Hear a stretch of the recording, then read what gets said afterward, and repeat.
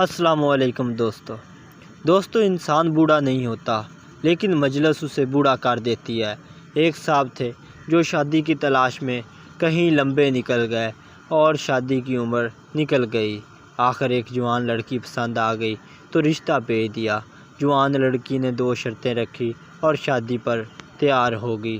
پہلی یہ کہ ہمیشہ نوجوانوں کی محفل میں بیٹھو گے، دوسرا یہ کہ ہمیشہ دیوار پھلانگ کے گھر آیا کرو گے۔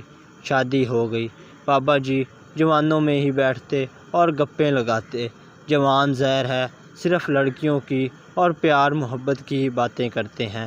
بڑیوں کے بھاؤ سے انہیں دلچسپی اور نہ ہی دیواروں چین جیسے موضوعات سے ان کا کچھ لینا دینا۔ بابا جی کا موڈ ہر وقت اچھا اور چست رہتا۔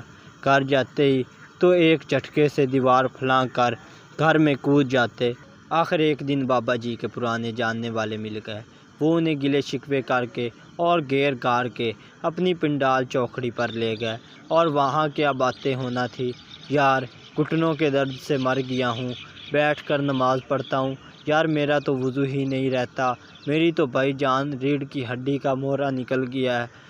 ڈاکٹر کہتا جھٹکا نہ لگے، یار مجھے تو نظر ہی کچھ نہیں آتا، کل پانی کے بجائے مٹی کا تیل پی گیا تھا، ڈرپ لگی ہے تو جان بچی ہے۔ بابا جی جوں ان کی باتیں سنتے گئے توں ان کا مورال زمین پر لگتا گیا۔ جب ٹھیک پتال میں پہنچا تو مجلس برخاست ہو گئی اور بابا جی گھستے پاؤں کے ساتھ گھر کو روانہ ہو گئے۔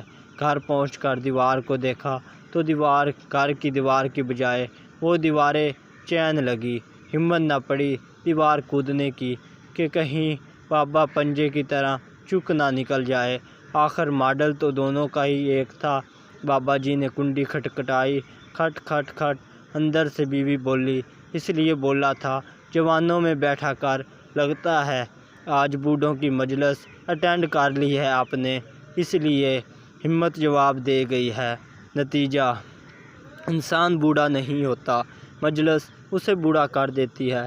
ماہرین نفسیات لکھتے ہیں کہ معلم اس لیے جلد بوڑھے نہیں ہوتے کہ وہ بچوں کی مجلس میں رہتے ہیں، یوں وہ ماحول ان پر ٹائم اینڈ اسپیس کے اثرات کو نیوٹرل کر دیتا ہے۔